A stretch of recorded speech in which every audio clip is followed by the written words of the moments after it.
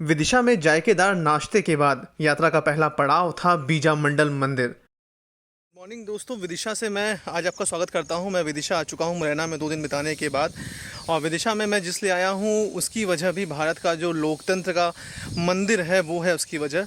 यहां पर बीजा मंडल है और बीजा मंडल की तर्ज पर ही जो देश का नया संसद भवन है उसका निर्माण कार्य शुरू हो चुका है। और उसका जो डिज़ाइन है, पूरा आर्किटेक्चर है, वो इसी मंदिर की एक तरह से अनुकृति है। इसी मंदिर का दोहराव किया गया है, इसी मंदिर से प्रेरणा ली गई उसको उसका डिज़ाइन तैयार करने में।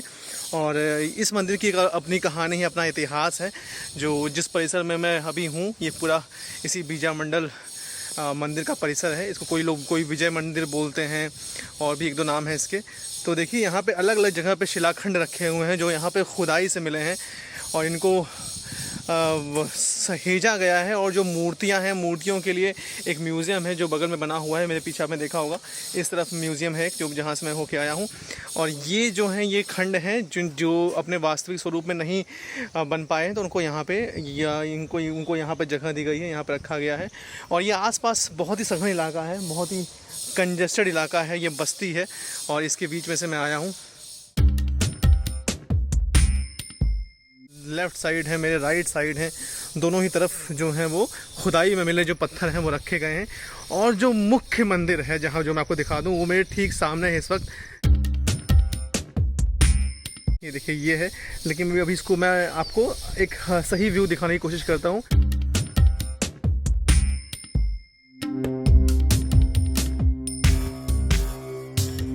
मैं चढ़ रहा हूँ इसकी सीढ़ियाँ। खंड देखिए, शिलाखंड कितने विशाल हैं। ऐसा कहा जाता है इसको तोड़ने की कोशिश की गई थी बहुत, और उसके बाद जो इसका जो शीर्ष भाग है वो आज नहीं है, वो ख़त्म हो चुका है। देखिए ये है बीजा मंदिर, वो बीजा मंडल है, विजय मंदिर बोलते हैं इसको। सिर्फ अवशेष हैं यहाँ पे पत्थरों के और कुछ भी नहीं है। कई सदियाँ गुजरने के बाद ये पत्थर देखिए जड़ हो चुके हैं। दोस्तों यहाँ भी देखिए आपको जो शिलाएं हैं वो रखी हुई दिखाई देंगी। अब मैं आपको अगर यहाँ दिखाऊं इस तरफ, तो यहाँ आप देख पाएंगे, ये देखिए किसी मूर्ति का की आकृति है इसका, जिसका जो सिर का हिस्सा है वो खंडित कर दिया गया है। और अगर मैं आपको और दिखाऊं, देखिए ये मंदिर का जो ऊपरी हिस्सा होता है शायद वो रहा होगा, इसको भी बाद में इसको भी हटाया गया वहाँ से। तो ये ऊपरी हिस्से के ही भाग हैं, एक भाग ये है और एक भाग जो जुड़कर बनता है वो सब। मतलब इस मंदिर के जो हिस्से थे वो यहाँ रखे गए हैं। और परिसर क्योंकि पहले बहुत बड़ा रहा होगा, और तो इसका जो बाकी खुदाई में मिले थे चीज़ें वो वहाँ पर गार्डन में जहाँ से मैं होते हुए आया हूँ, आप देख रहे होंगे यहाँ से, वहाँ पर रखा गया है। ये देखिए इधर, अगर मैं आपको अंदर दिखाऊं कि अंदर किस तरह का एक नज़ारा है जो ग्रिल के उस पार, तो ग्रिल के उस पार दोस्तों आप अगर देख पा रहे होंगे तो मैं बता दूं, अगर अंदर जैसे मंदिरों के अंदर आपको दिखता है, जैसे काशी में कुछ मंदिरों के अंदर बैठने के लिए बना होता है ना, बनारस में काशी विश्वनाथ में कुछ दिन पहले तक तो जो बैठने के लिए बना था, लोग दर्शन करते थे वहाँ बैठ के विश्राम करते थे, ये वैसी ही जगह मुझे लग रही है। और देखिए सीढ़ियाँ हैं ये चढ़ने के लिए ऊपर, और ऊपर शायद मंदिर रखा होगा, इसके ऊपर जो मुख्य मंदिर है वो इसके ऊपर रखा होगा, जिसे खंडित कर दिया गया या तोड़ दिया गया। हमारा जो बीता हुआ कल है कितना रिच है, कितना कंस्ट्रक्टिव है और कितना विस्तृत है वो हमारा जो बीता हुआ कल है। और हमें उसको जानना चाहिए, समझना चाहिए, वहाँ पे आके हमें कुछ पल बिताना चाहिए ताकि हम आने वाली जनरेशन को उसके बारे में बता सकें, आने वाली जनरेशन को उससे हम जोड़ सकें। अद्भुत है दोस्तों। और मैं अगर कल्पना कर पा रहा हूँ कि ये मंदिर आज से 1000 साल पहले या जब ये बना होगा तब ये मंदिर किस रूप में रहा होगा, तो वो सोच कर भी मुझे एकदम मेरे रोंगटे खड़े हो जा रहे हैं कि ये मंदिर जब अपने मूल काल में जब बना होगा और तब ये कैसा रहा होगा, वो भी दृश्य सोच में मेरे एकदम दिमाग में उतर आ रहा है। तब ये पूरा परिसर बड़ा होता होगा और ये मकान नहीं होते होंगे जो मेरे सामने मकान है, तब इसकी एक आभा होती होगी, चमक होती होगी इस मंदिर की, इसकी शिलाएं दूर से दिखती होंगी। मैं इस बगीचे में हूँ जिसके अंदर ये बाकी जो शिलाएं हैं वो रखी हुई हैं। घासों पर ओस बहुत ज़्यादा है, मेरे जो शूज़ हैं वो गीले हो रहे हैं। हाँ ये देखिए, इधर आप देख सकते हैं, देखिए शिलाओं को रखा तो गया है, लेकिन उनका मूल स्वरूप शायद ही कोई समझ पाए या कभी कोई समझ पाए कि क्या रहा होगा। आप इधर देख सकते हैं दोस्तों। कुछ साल बाद जब देश का नया संसद भवन बन के तैयार हो जाएगा, तब वो हमें हर वक्त इस मंदिर के उज्जवल अतीत की याद दिलाएगा कि ये मंदिर कितनी भव्यता भरे इतिहास के दौर से गुजरा है। जब जब हम उस संसद भवन की तस्वीरें या वीडियो देखेंगे, हमें इस मंदिर की याद ज़रूर आएगी। और अगर आप अभी तक इस मंदिर पर नहीं आए हैं, तो मेरी गुजारिश है आप सभी से कि आप लोग यहाँ ज़रूर एक बार विज़िट ज़रूर करें। ये विदिशा रेलवे स्टेशन के पास में ही है, लगभग 3 किलोमीटर या 2.5 किलोमीटर की दूरी है वहाँ से। और जो ऑटो का फेयर है वो 50 रुपये लगता है। तो आप कभी भी जब भी भोपाल या आसपास आएँ तो विदिशा ज़रूर आएँ एक बार इस मंदिर को देखने के लिए, इसके उज्जवल इतिहास को समझने के लिए। यहाँ कई शिलाएं हैं जो अपनी कहानी कहती हैं, जिन्हें देखकर ऐसा लगेगा कि वो मानो आपसे बात कर रही हों। देखिए कुएं का जो पानी है, अद्भुत कारीगरी है ये भी दोस्तों। देखिए क्या इंजीनियरिंग है, क्या सोच रही होगी। कुआँ ये है और कुएँ का पानी देखिए यहाँ से आता था और इसके अंदर यहाँ लोग उसका इस्तेमाल करते थे उस पानी का। देखिए सीढ़ियाँ बनी हुई हैं, तो ये बावली बन गया है। जैसे बावली होती थी ना, जो दिल्ली में भी बावलियाँ हैं कुछ, फिरोजशाह कोटला के किले में है और मंडी हाउस के पास है एक बावली, उग्रसेन की बावली बोलते हैं उसको, वैसा ही यहाँ भी है। देखिए पानी का इस्तेमाल लोग करते थे अपने रोज़मर्रा के कामों में। मुझे ये बताया गया कि जो कुआँ है यहाँ का, उस कुएँ की सफाई हुई एक बार, 4 मोटरें लगी उस कुएँ की सफाई के लिए, और उस पानी को ख़त्म नहीं किया जा सका। पानी जितना निकालते उतना ही पानी और आ जाता कुएँ में।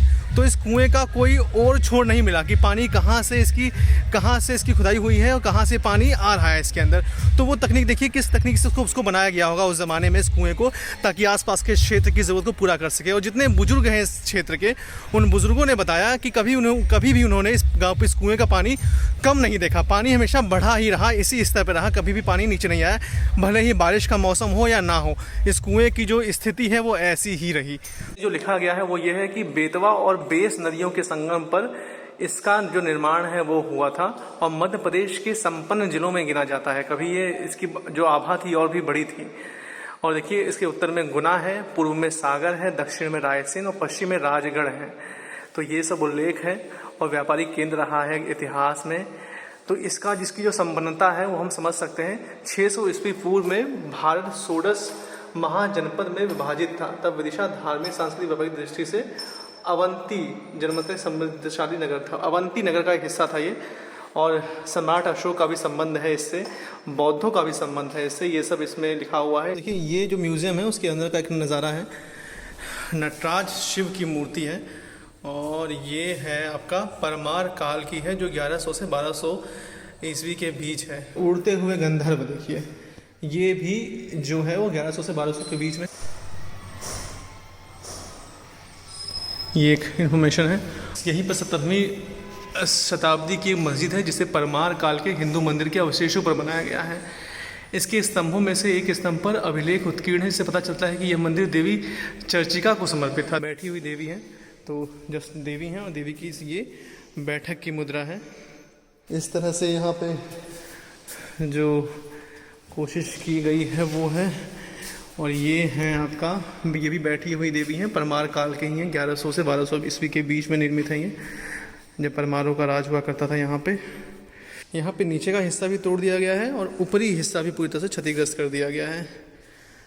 ये यहाँ पर तो मैं ये सोचता हूँ कि क्यों कोई उजाड़ता है किसी चीज़ को, भले ही वो किसी दूसरे ने बनाई हो, किसी दूसरे पक्ष के लोगों ने बनाई हो, हम कुछ नया क्यों नहीं क्रिएट करते, ये सोच क्यों नहीं आती है लोगों के अंदर। और शासकों के पास तो अकूत पैसा होता है, अकूत धन होता है, वो अपनी चीज़ें गढ़ सकते हैं, लेकिन ये जो नफ़रत का भाव होता है ये सिर्फ नुकसान लेके आता है।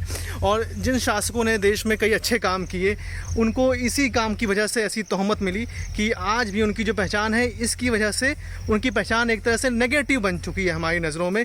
भले ही उन्होंने लाखों अच्छे काम किए हों और किए होंगे, जिसने भारत में राज किया और इतने लंबे वक्त तक हुकूमत चलाई, उसने निश्चित ही कई अच्छे काम भी किए होंगे।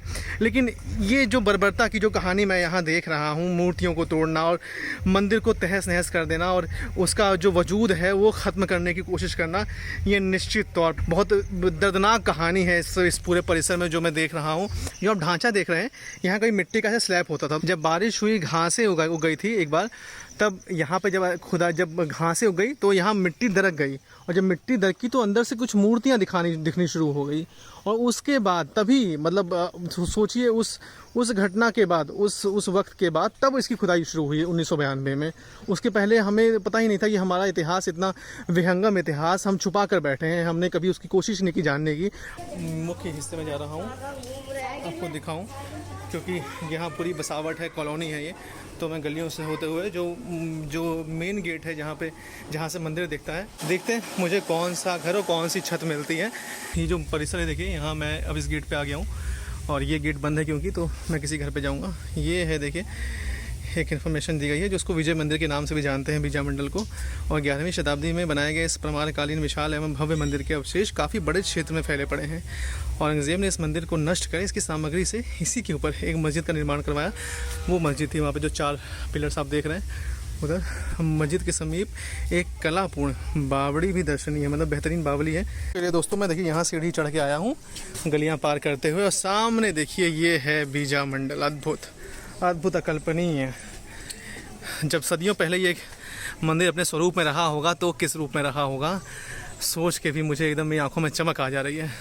फाइनली मैं यहाँ का जो नज़ारा है उसको मैं दिखा पाया आप लोगों को कि लॉन्ग शॉट दूर से पूरा एक ही फ्रेम में कैसा आ रहा है पूरा नज़ारा, क्योंकि ये बहुत ही छोटा परिसर है और यहाँ से फ़ोटो नहीं खींच सकते आप। देखिए दरवाज़ा बंद है। बरता कि यहाँ एक ऐसी कहानी है जिसे कोई भी सुनना और देखना नहीं चाहेगा, लेकिन हमें ये भी स्वीकार करना पड़ेगा कि यही हमारा उज्ज्वल इतिहास है जिसे हमें जानना चाहिए, समझना चाहिए। और यही मेरी कोशिश है कि मैं आपको दिखा पाऊँ कि हम लोग किस दौर से गुजरे हैं, क्या हमारा बीता हुआ कल रहा है। और मेरी कोशिश अगर आपको पसंद आई है तो प्लीज़ मुझे सब्सक्राइब ज़रूर करें, हमारे चैनल को सब्सक्राइब करें, बेल आइकन पर बटन दबाएं, और हम ऐसे ही नया वीडियोस बनाते रहेंगे, लेकर आते रहेंगे। मिलेंगे अगली बार एक नए वीडियो में, नई जगह पर आपके साथ। अपना खूब ध्यान रखिएगा। Thank you so much.